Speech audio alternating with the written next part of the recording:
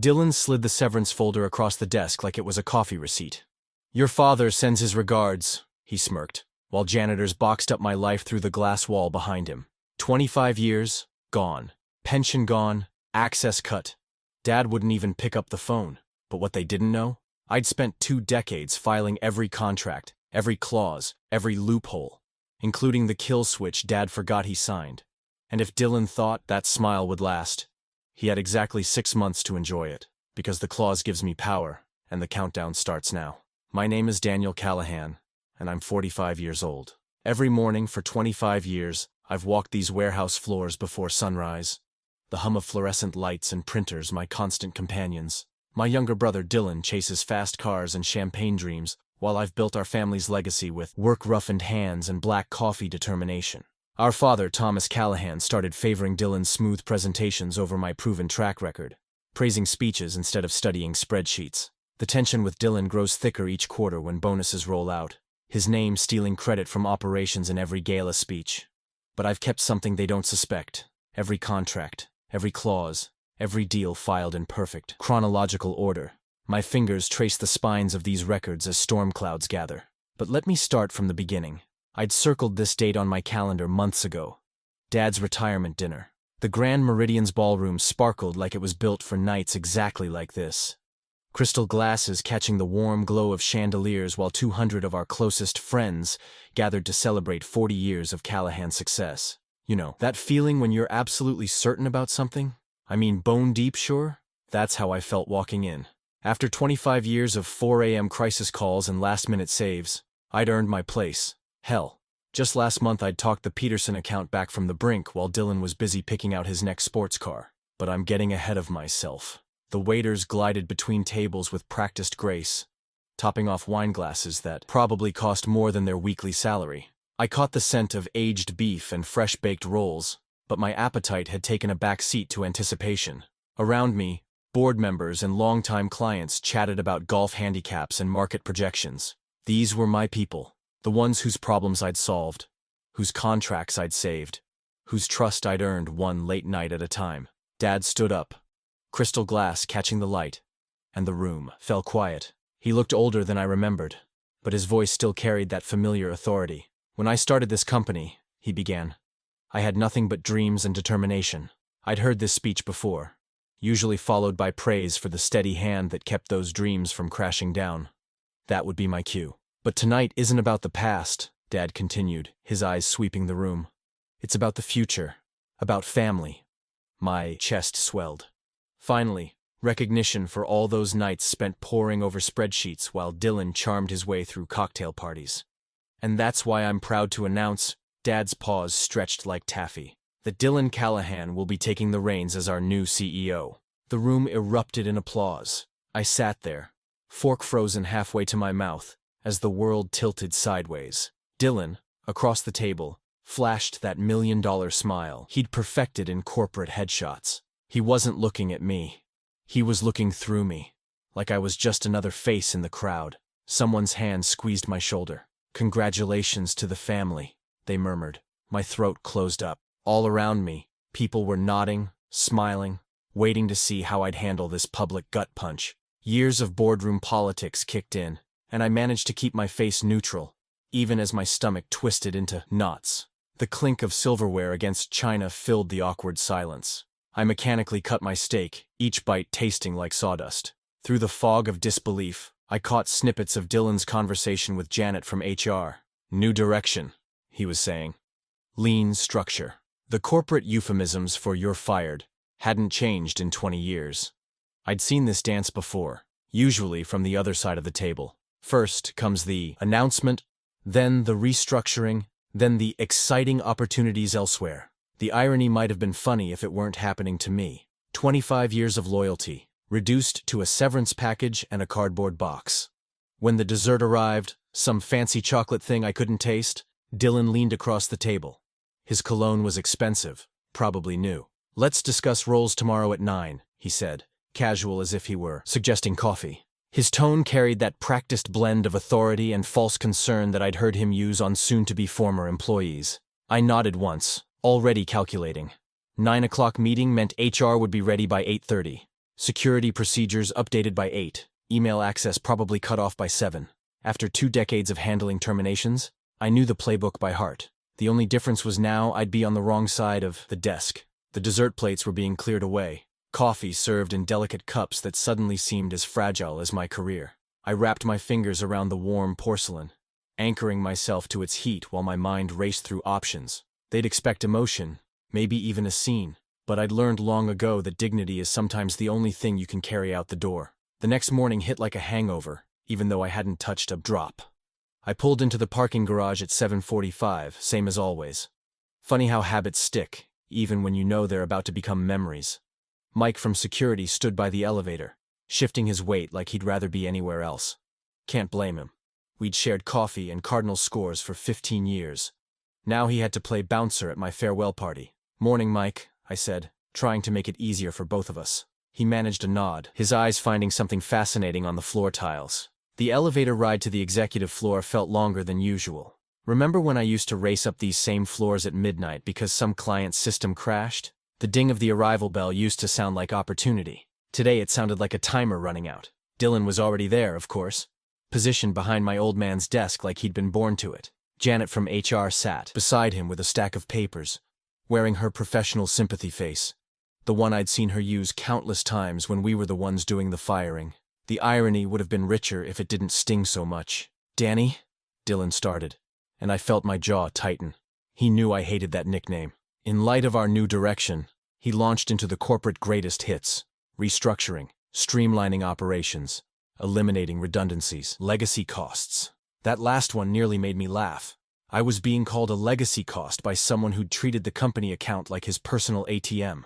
The whole time, Dylan kept his eyes on the papers, on the window, on Janet. Anywhere but me. 25 years of shared Sunday dinners and Little League games, and he couldn't even look me in the eye while wielding the axe. The morning sun caught the frame of the Wilson contract on the wall. Behind him, the one I'd stayed up 3 nights straight to save when Dad's biggest client threatened to walk. "Your severance package is quite generous," Janet said, sliding the folder across the desk. I didn't open it. Didn't need to yet. Instead, I looked at the corner of Dad's desk where he used to keep that ugly brass paperweight I got him for Christmas when I was 12. Dylan had already cleared it away. "Your father sends his regards," Dylan added, like an afterthought. "He's in meetings all day." Sure he was. Probably the same kind of meetings that had kept him from taking my calls last night. The same meetings he'd be in tomorrow and the next day, until either I stopped calling, or he worked up the courage to face what he'd done. Mike appeared at my elbow right on cue. Standard procedure. Escort the dismissed executive out immediately.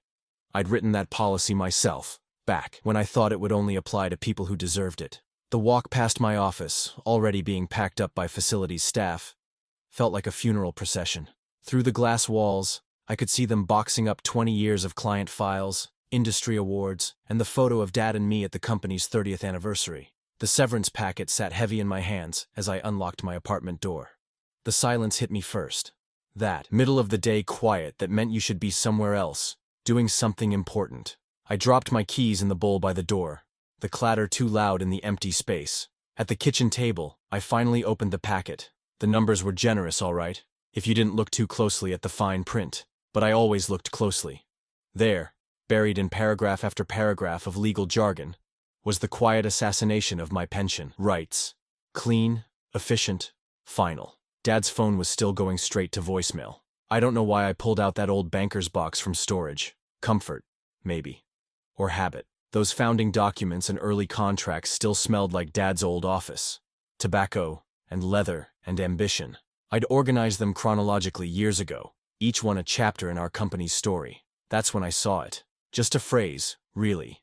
Buried in a dusty copy I must have read a dozen times before. But tonight it jumped out like it was printed in neon. Provision for emergency transfer of control in cases where leadership actions endanger company solvency. Colloquially, kill switch clause. My breath caught. I grabbed a pen, circled the phrase twice, 3 times. The room had grown dark around me, but I barely noticed. Sleep tugged at the edges of my consciousness, but that phrase kept pulsing, like a beacon. Kill switch.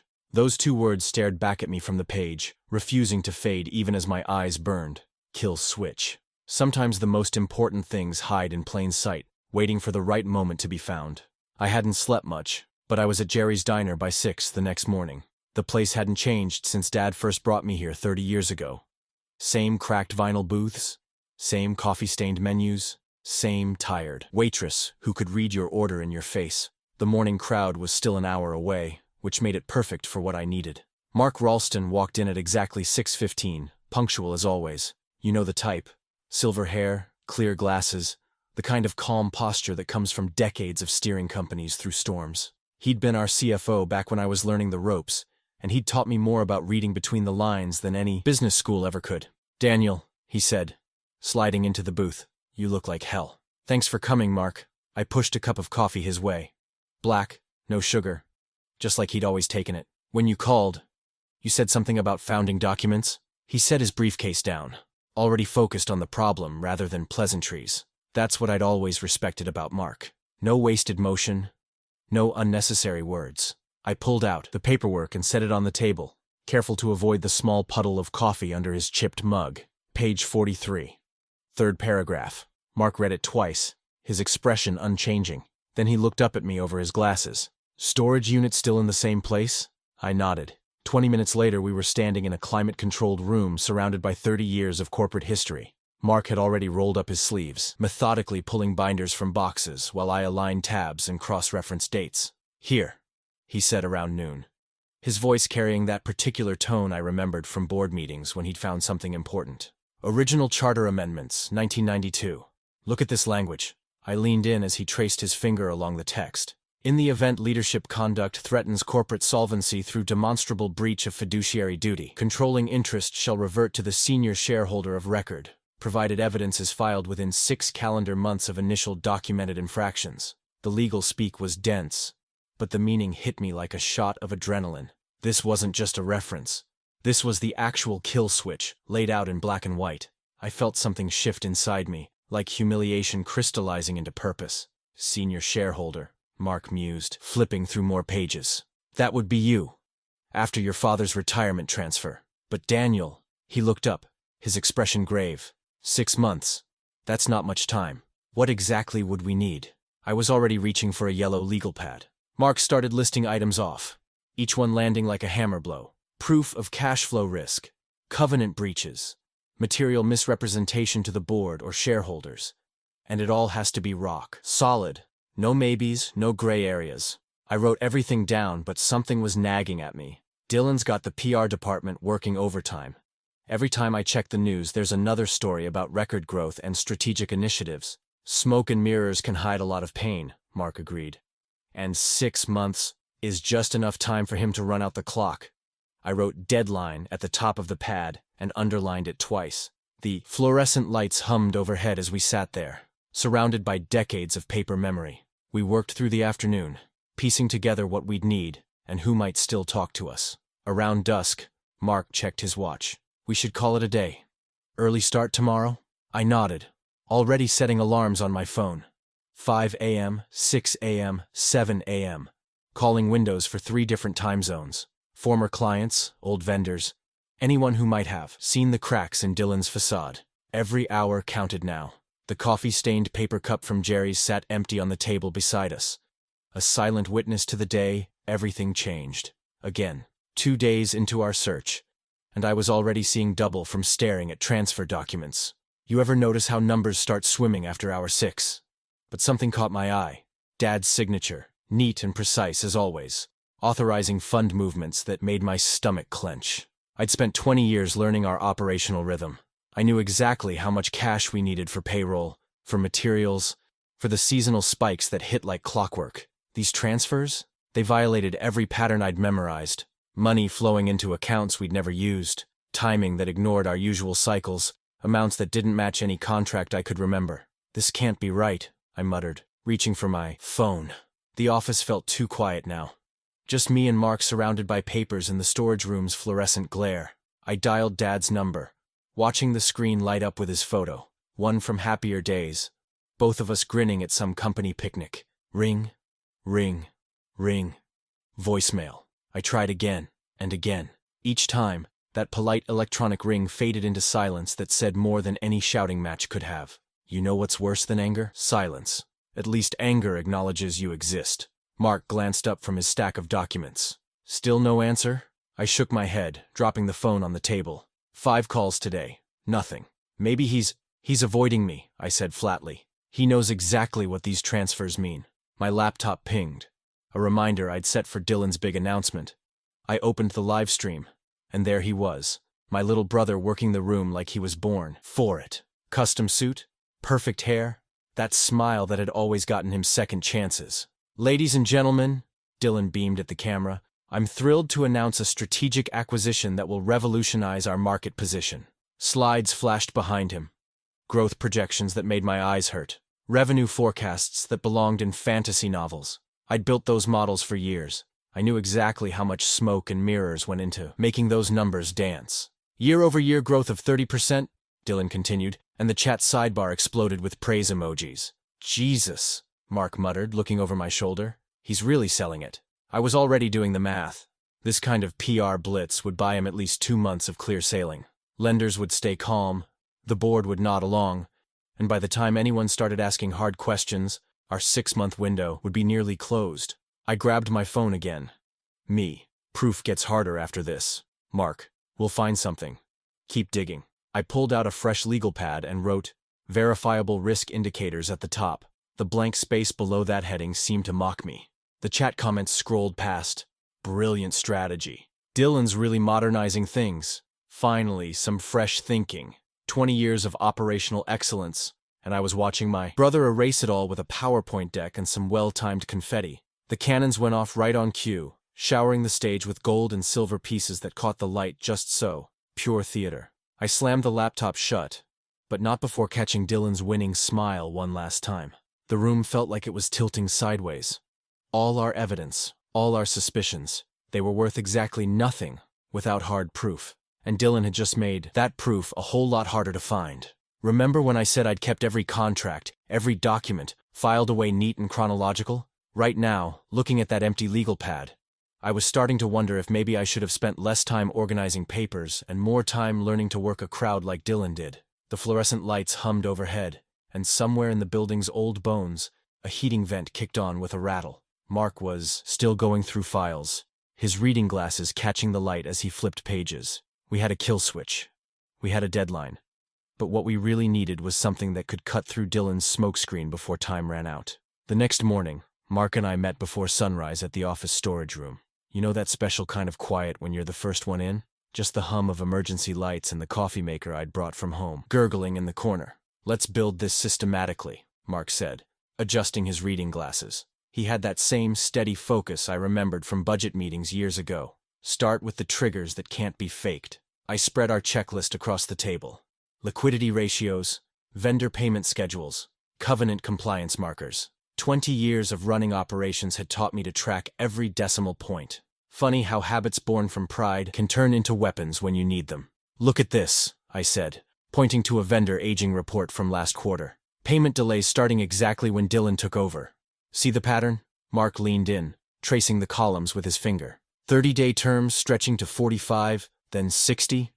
He made a note. And these match the dates in your old files? I pulled out my archive copies. The ones Dylan didn't know I'd kept. Every late payment notification. Every vendor complaint filed in chronological order. Some people collect stamps. I collected paper trails. Perfect alignment, Mark murmured. Too perfect to be coincidence. We worked through the morning, mapping discrepancies between Dylan's public announcements and the private reality I'd documented. Each press release bought him another week of breathing room, another splash of cover for the growing gaps. He's good at this, I admitted, watching Mark highlight another questionable transfer. Every time questions start, he drops another headline. Good at hiding, maybe, Mark replied. But numbers don't lie forever. I'd taken over one wall of the storage room, covering it with evidence maps and timeline charts. String-connected related documents, like one of those detective boards you see in movies. Only instead of tracking a criminal, I was tracking my own brother's betrayal. Ever notice how betrayal looks different on paper? All clean lines and data points. None of the mess of actual broken trust. The 6-month countdown loomed over everything. Literally. I'd written it in red marker above our workspace calendar, each X through another day feeling like a door closing. We've got a framework, Mark said, reviewing our draft filing. But without hard audit evidence, It's circumstantial. Finished. The word tasted bitter. All this work, all these patterns, and still not enough. The kill switch needs more teeth.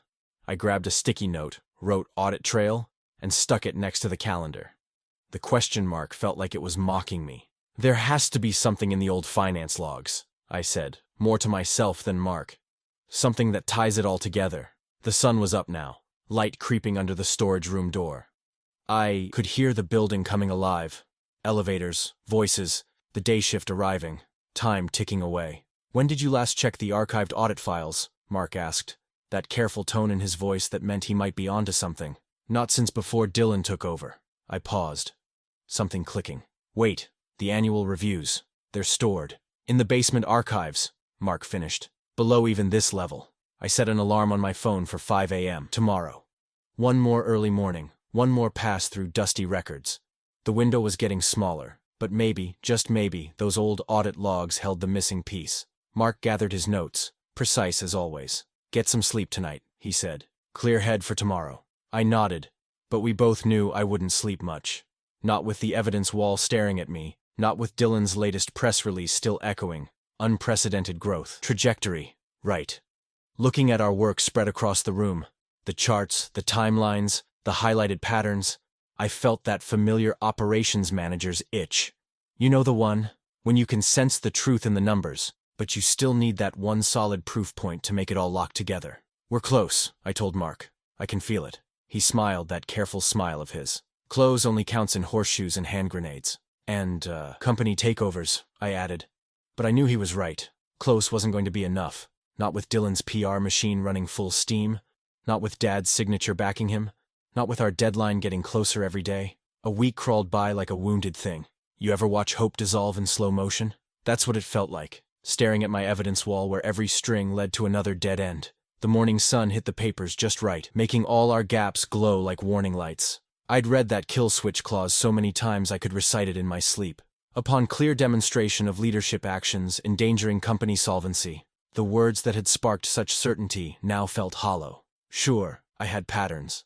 I had timelines. But I also had the ghost of every defense attorney I'd ever faced across a conference table, their voices mixing in my head. Circumstantial, speculative, insufficient. The TV droned in the background. Another business show, another host praising Dylan's bold vision.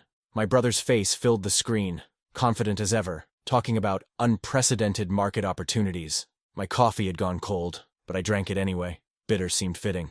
Remember when we were kids and Dad would say, persistence pays off? Well, I'd been persistent enough to wear grooves in the storage room floor. Every morning, same routine. Check messages, nothing from Dad. Review documents, nothing new. Update timeline, nothing solid. The kind of nothing that weighs more than something. I opened my laptop and started typing. Mark, maybe this isn't winnable. We've got shadows, but no substance. Dylan's PR is working. The clock is running. Perhaps it's time to... My cursor blinked at me like a judgment. Before I could finish, Mark's reply popped up. Check what no one else checks. 4 years of business school, 2 decades of operations experience, and my mentor sends me a fortune cookie. But here's the thing about Mark. His obvious answers usually weren't. I walked back to my evidence wall, let my eyes unfocus. You know how sometimes you need to stop looking for what you expect to see? The strings and papers blurred together until one yellow sticky note caught my attention. Just a reference number and date. Internal Audit Index, previous year. Standard procedure was monthly audits, compiled quarterly, bound annually. I had most of the binders, their spines lined up on my shelf like soldiers, but that index listed one I didn't have. Didn't even remember seeing. My hands started tingling. You learn something in operations. Clean audits tell you what happened, but missing audits? They scream about what someone doesn't want found. I deleted my draft email. Grabbed my phone instead. Storage room, sunrise tomorrow. One last push. Meaning? Mark texted back. Meaning we check what no one else checked. The fluorescent lights hummed as I powered down my laptop. Outside, the city was settling into that quiet time between rush hours. I stood at my window, watching office lights blink out one by one. Tomorrow would either slam the door on this whole thing, or blow it wide open. No middle ground left. You ever notice how the biggest moments in life usually come down to simple, either-or choices? I set my alarm for an hour before sunrise. Early enough to beat the maintenance crew. Late enough to think straight. One final all-in search for that missing audit binder. The evidence wall stared back at me as I flipped off the lights. In the darkness, I could almost pretend those gaps in our timeline didn't exist. Almost. "See you in the morning," I told the empty room. And maybe it was exhaustion talking, but I swear those papers rustled back, like they were keeping secrets just waiting to be found. My phone buzzed. Mark again. "Get some sleep." Right. Sleep. With that missing audit number burning in my brain and Dylan's smirking face still floating on every news channel. But Mark was right, as usual. Clear heads find what tired eyes miss. I locked up, left my evidence wall to its paper vigil. Tomorrow would be simple. Find the missing audit or admit defeat. Sometimes having no options left is its own kind of freedom. The night air hit me like a wake-up slap. Somewhere in this city, Dylan was probably raising a glass to his latest PR win. Dad was screening my calls from whatever comfort he'd chosen, and I was standing in a parking lot, betting everything on a missing binder that might not even exist. You know what's funny about rock bottom? There's no room for doubt down there. You either climb out or you don't. I got in my car, set my alarm, and made myself a promise. By sunrise, we'd have our answer. One way or the other. Mark was already waiting when I pulled into the storage facility lot, steam rising from his travel mug in the pre-dawn chill. Ever notice how the important moments in life tend to start before sunrise? "You look like you slept in those clothes," he said, reaching for the door. Bold of you to assume I slept. I fumbled with my keyring, fingers stiff from the morning cold. The lock clicked open with that hollow echo you only hear in empty buildings. We'd been through these aisles enough times that I could navigate them blindfolded. Box after box, labeled with the kind of system that only makes sense to whoever set it up 30 years ago. The fluorescent lights flickered to life overhead, making everything look slightly unreal. "Index reference was Q3 last year," I said, pulling out my phone to double-check the number. "Should be between compliance and general ledger." Mark moved with the efficiency of someone who'd spent decades in rooms like this. "These are mislabeled," he muttered, squinting at a faded sticker. Someone reorganized without updating the system. My stomach tightened. If someone had deliberately buried this audit. But no. That was getting ahead of myself. First, we had to find the damn thing. 3 aisles and 40 minutes later, Mark called out, "Daniel, here." He was kneeling by a bottom shelf, prying open a cracked lid. The box looked older than it should have been, with a sticker that belonged to a different department entirely. The binder he slid out was dusty, its label yellowed around the edges. My hands were steady as I opened it. Funny how clarity can feel like calm sometimes. First few pages were standard quarterly summaries. Nothing unusual. Then I hit the transaction logs, and my fingers slowed down. There it was, a repeating line item. Same destination reference, showing up like a heartbeat through the statements. "Mark," I said quietly, "look at this routing." He leaned in, glasses catching the fluorescent glare. "Personal account number," he said. "Not corporate." I traced the sequence with my pen. The account belonged to Dylan. Not a company fund, not a business account. Dylan's personal account. The kind of smoking gun that makes auditors wake up in cold sweats. You know that moment when suspicion crystallizes into certainty? When all those little doubts and maybes suddenly lock into place? The room went quiet except for the hum of the lights and the sound of Mark's camera clicking as he documented every step, every page, every custody detail. I kept reading. The variance explanations were artwork, the kind of creative writing that would make Shakespeare proud. But they contradicted every press release, every investor call, every growth projection Dylan had been trumpeting. "These dates," Mark said, pointing. "They start 3 months before his PR campaign." I nodded, already calculating. "The amounts trigger automatic fiduciary breach reporting requirements." My voice sounded distant to my own ears. "He's been moving money since before Dad's retirement dinner." The fog of maybe, possibly, perhaps burned away like morning mist. This wasn't speculation anymore. This wasn't even interpretation. This was proof. Cold and clean as morning frost. I closed the binder with both hands, feeling the weight of it. Physical proof has a different gravity than electronic records. You can't delete a paper trail with a keystroke. "This changes everything," I said. And the words echoed slightly in the storage room. Mark was already clearing space on a nearby desk, laying out fresh folders and evidence bags. "Filing has to be perfect," he said. "Chain of custody, certified copies, timestamp documentation. We can't give them a single procedural angle to challenge." I set the binder down carefully. Somewhere above us, the maintenance crew was starting their morning rounds. The regular world was waking up, unaware that down here in a basement storage room, everything had just shifted. My phone buzzed. Probably another missed call from a former client. But for once, I didn't feel the urge to check it. We had work to do, and it had to be flawless. The next morning hit different. You ever notice how time changes when you're holding real proof? Hours compress into minutes, but each minute stretches like taffy while you're living it. Mark and I commandeered a conference room at his consulting office. The kind of place where the coffee maker never stops, and the air conditioning fights a losing battle against electronics and anxiety. We spread everything across 3 tables in careful rows. Audit pages, bank statements, corporate filings, and press releases that now read like fiction. Start with the timeline, Mark said, sliding me a legal pad. Everything has to link perfectly. I nodded, already writing. The muscle memory from 20 years of operations kicked in.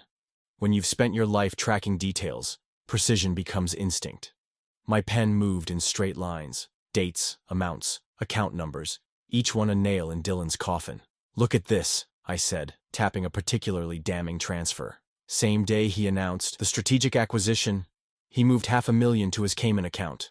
Mark adjusted his glasses, squinting at the numbers. Classic misdirection. Get everyone looking at the shiny object while the real action happens in the shadows. We worked through exhibit tabs like surgeons prepping instruments. Every page numbered, every reference double-checked, every statement sworn and notarized. The timeline grew across the wall in red and black ink. A connect-the-dots picture of betrayal. 2 weeks, I said, checking the calendar again. Deadline hits on the 30th. Remember that old saying about time being your enemy or your friend? Right then, it felt like both. 2 weeks was enough to file, but tight enough to keep me from second-guessing. Sometimes a hard deadline is a gift. It forces your hand when doubt might make you hesitate. The printer hummed and clicked, spitting out copies with that fresh toner smell that always reminds me of contract signatures and closing deals. I stood at the collating tray, watching papers stack up like playing cards. Triple check everything, Mark said, but I was already doing it. Page numbers, exhibit references, signature lines. One small error could give Dylan's lawyers the crack they needed to derail the whole thing. Morning rush hour was fading when we finished. The binder had the kind of weight that comes from truth packed dense as uranium. Mark insisted on driving us to the courthouse, probably worried I'd get lost in thought and miss a turn. You know what's surreal? Walking into a courthouse to change your life while hot dog vendors set up their carts outside. The everyday world just keeps spinning, completely unaware that you're carrying financial dynamite in a 3-ring binder. The clerk's counter looked exactly like you'd expect. Worn wooden edges, stacks of forms, the kind of institutional lighting that makes everyone look slightly ill. The woman behind it had the efficient movements of someone who'd seen every kind of filing imaginable. Civil division, I said, sliding the binder across. Corporate governance action. Her stamp came down with a solid chunk, official receipt of filing. The sound echoed in my chest like a starting gun. Judge Peterson, 2 weeks from today, she said, handing me a copy of the hearing notice. 9 a.m. sharp. I checked the date 3 times, burning it into my memory. 2 weeks to prepare, 2 weeks for Dylan to respond, 2 weeks until clause language met courtroom reality. Walking out felt both heavier and lighter than walking in. The summer air hit like a wall of warm cotton, thick with car exhaust and hot dog steam. Through a store window, I caught a glimpse of Dylan on CNBC, still selling his growth story with that practiced smile. I touched the filing receipt in my pocket, feeling the raised stamp under my fingers. The paper was still warm from the printer, like it was alive somehow. Mark clapped my shoulder once, the gesture saying everything that didn't need words. We'd done it right. Now came the waiting.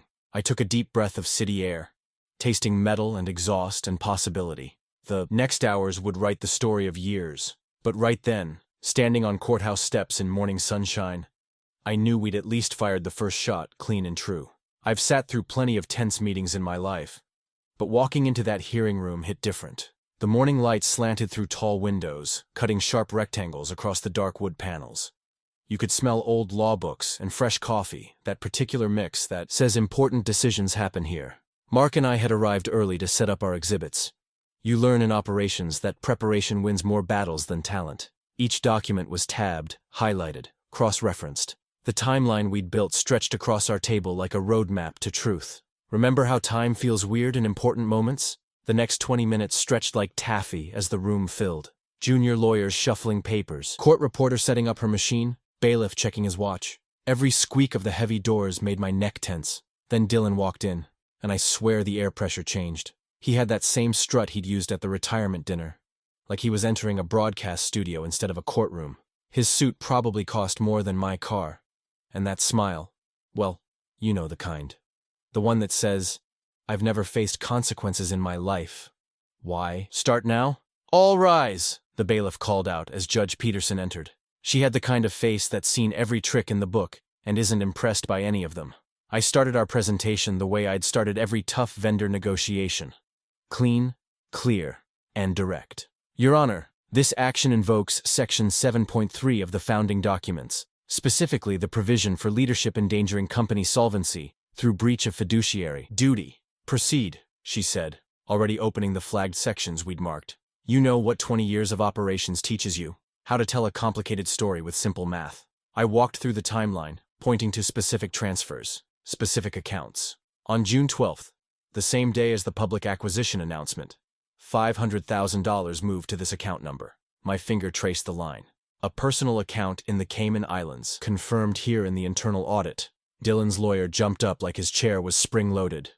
Your Honor, these transfers represent standard growth strategy implementation.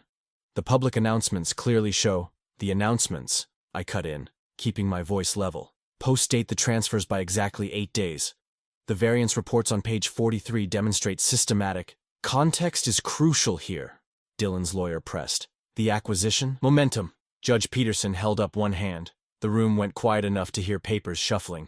I'm looking at these audit entries, she said. Walk me through the chain of custody on these documents. This was the moment we'd prepared for. I gestured to Mark, who sat ramrod straight in his dark suit. Mark Ralston, former CFO, provided sworn testimony regarding document preservation and authenticity. The audit trail shows consistent numbering, consistent handling.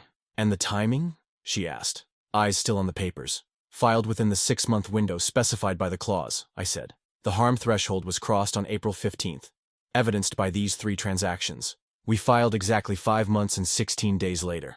Dylan's smile had slipped a notch. He whispered something to his lawyer, who shook his head slightly. Judge Peterson leaned forward, fingers pressed together like a church steeple. Her eyes moved between the audit totals and the clause language.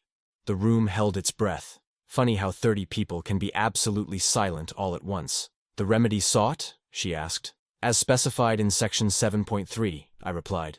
Transfer of control to the senior shareholder upon proof of endangerment through breach. The current losses and diversions already exceed the harm threshold by— I can see the numbers, she interrupted, softly. She closed the binder and sat back, hands folded on the bench. The morning sun caught her glasses as she looked down at all of us. 20 years of business had taught me to read rooms, to feel when decisions crystallize. The air felt like that moment before a thunderstorm breaks, heavy with potential, waiting for the lightning strike. Judge Peterson cleared her throat. The sound echoed off the wood panels like a starting gun. Based on the evidence presented and the clear language of Section 7.3, Judge Peterson began, this court finds compelling proof of breach of fiduciary duty resulting in material endangerment to corporate solvency. My pulse doubled as she continued, each word precise as a hammer strike. Effective immediately. All personal and corporate assets under Dylan Callahan's control are frozen pending full audit. Management authority is hereby transferred to the senior shareholder per the operative clause. She picked up her gavel. The kill switch provision is valid and triggered. So ordered.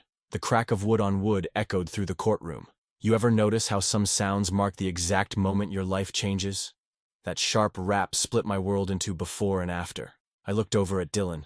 That media-ready smile crumbled like a sandcastle hit by a wave. His face went through about 5 expressions. In 3 seconds. Disbelief, anger, fear, calculation, and finally something I'd never seen on him before. Defeat. His lawyer was already scribbling furiously, probably planning appeals, but we all knew the freezing order would stick. Numbers don't lie.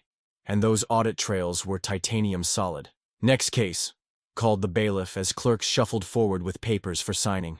I stood there at the plaintiff's table, watching them stamp copies with that satisfying thunk-thunk sound.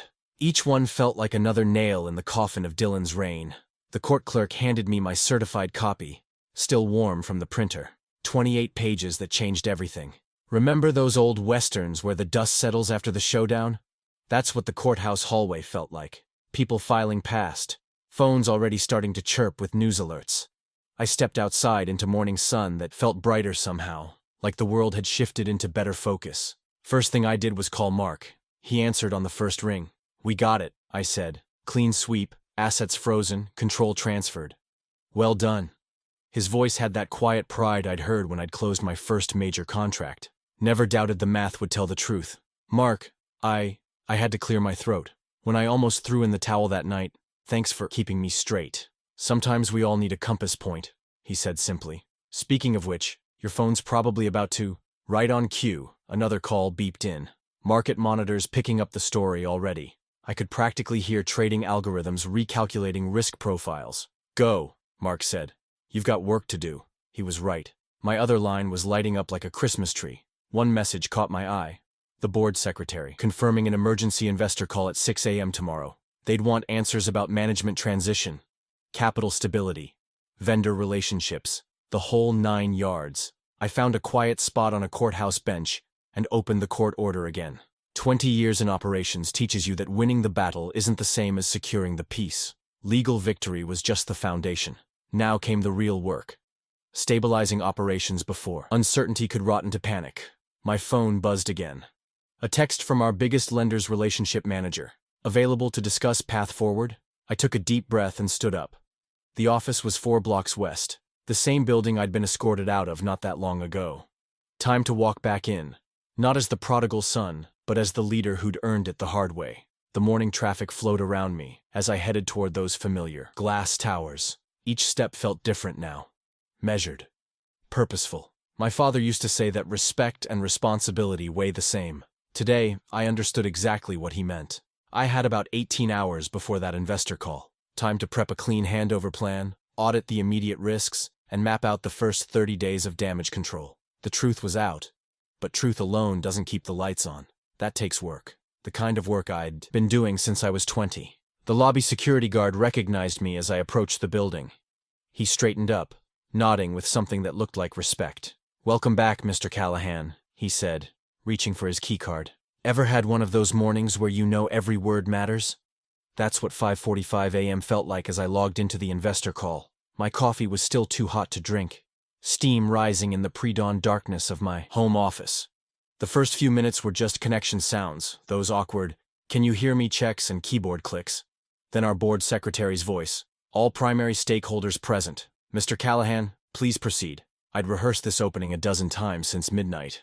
"Before we begin, I want to acknowledge the gravity of yesterday's court ruling and your immediate concerns about stability. I have a structured update prepared, but I'm happy to adapt to your preferred format." The lead voice from Meridian Capital, our largest institutional holder, cut straight to it. "Let's start with the audit findings, specifically the personal account transfers." You could hear years of pent-up suspicion in that request. I pulled up the timeline I'd prepared and walked them through it. Dates, amounts, variance patterns. No emotion, just facts. Each entry landed like a hammer blow to Dylan's legacy. "These diversions began 18 months ago," I explained, "accelerating after the CEO transition. The total exposure—" "We've seen enough," Meridian's chief risk officer interrupted. "Our position is clear. Full personal recourse against Dylan Callahan, public statement of separation by close of business, and immediate leadership transition." Another voice jumped in. "Blackstone Partners, our second largest holder, agreed. The fund cannot maintain any association with this conduct. We're drafting a joint statement now." "Mr. Callahan, regarding interim leadership," I kept my voice steady. "I can provide operational continuity while the board conducts its process. My immediate focus would be vendor stabilization, payroll assurance, and covenant compliance." "Those are the correct priorities," Meridian confirmed. "We'll need daily updates on cash position and weekly covenant forecasts." The next 40 minutes were rapid-fire questions about specific accounts, contracts, and risk triggers. I had the answers ready.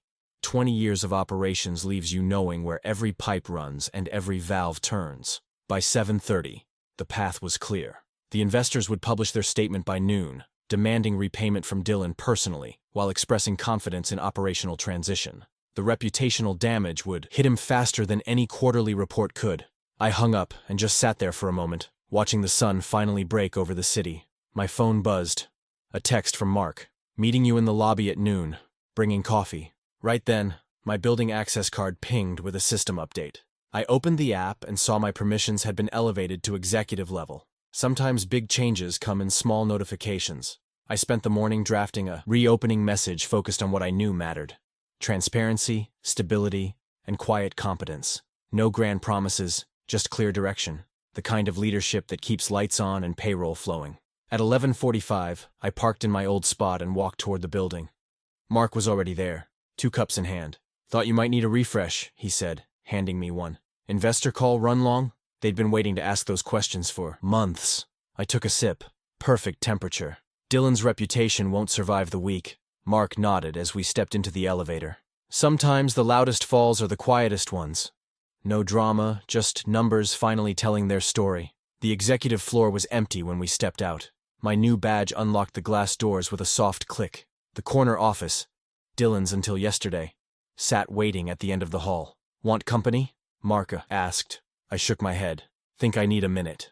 The office looked different now, not because anything had changed physically, but because it felt earned instead of stolen. I set my small box down on the desk and opened it carefully. You know what matters in moments like these? Not the fancy furniture or the view. It's choosing the right symbol to greet that first morning light. I reached into the box, knowing exactly what needed to happen next. I pulled into the empty parking lot at 5:45 a.m., watching my headlights sweep across familiar concrete. 20 years of early mornings had trained my body to run on minimal sleep, which was good because I'd barely managed 3 hours. Too much spinning in my head. Too many plans taking shape. You ever notice how buildings feel different before dawn? Like they're holding their breath, waiting to see what the day brings? I stood in the lobby for a moment, letting my eyes adjust to the emergency lighting. The security guard, Tom, who'd been here even longer than me, gave me a quiet nod.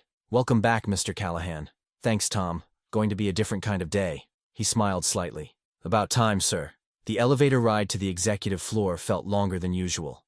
Maybe because I was actually paying attention this time, not just running through mental checklists like I had for 2 decades. The doors opened to darkness, but I knew the layout by heart. 15 steps to the corner office, badge tap, door click. I moved to the windows first, finding the cord for the automated blinds. You learn to appreciate symbolism at times like these. With a soft whir, they started rising, letting the pre-dawn glow seep in. Clean light, washing away stale air and old shadows. From my box, I pulled out the frame I'd had made yesterday. Simple black wood, nothing fancy. The photo showed Mark and me shaking hands right here in this office, taken just after the court ruling. 2 men who'd stuck to their principles and seen justice through. I placed it carefully on the desk, angling it so morning light would catch it just right. Have you ever noticed how certain objects can anchor a space? Make it feel real in a way that expensive furniture never quite manages? That handshake meant something. Loyalty rewarded. Competence restored. Truth finally heard.